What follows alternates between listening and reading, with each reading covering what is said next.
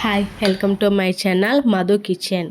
ఈ మధ్య నేను ఎక్కువ కర్రీస్ ఏం పెట్టట్లేదండి. నేను హెల్త్ బాగోట్లేదు, అందు గురించి నేను పెట్టడం లేదు. ఇక నుండి కంటిన్యూగా నా వీడియోస్ అప్డేట్ అవుతుంటాయి.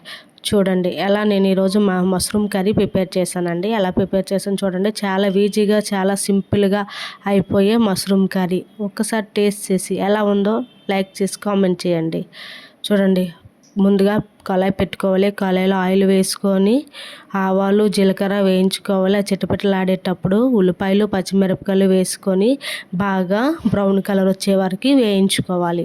అవి బాగా వేగిన తర్వాత అల్లం వెల్లుల్లి పేస్ట్ వేయించుకోవాలి. అల్లం వెల్లుల్లి పేస్ట్ వేసిన తర్వాత పసుపు కారం ఉప్పు వేసుకోవాలి. అవి కొంచెం ఉల్లిపాయలు పట్టిన తర్వాత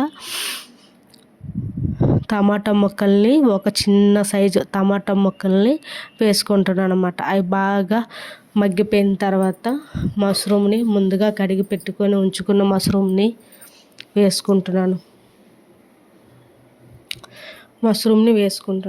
ఆ మష్రూమ్ బాగా మసాలా పట్టిన తర్వాత అదే వాటర్తోని అదే అలా మగ్గుతుందనమాట. మష్రూమ్ కర్రీ వాటర్ వస్తుంది కదా, ఆ వాటర్తోని అలా మూత పెట్టి మగ్గించుకోవాలన్నమాట.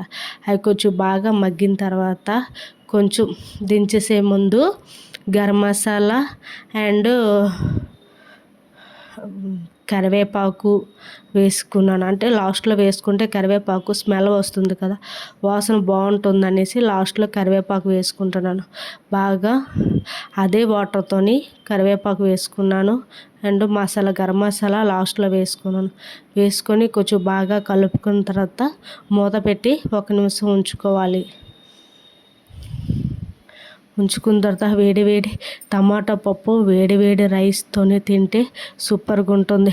మీరు ఒకసారి ఇలా ప్రిపేర్ చేసుకుని ఎలా వచ్చిందో లైక్ చేసి కామెంట్ చేసి సబ్స్క్రైబ్ చేయండి.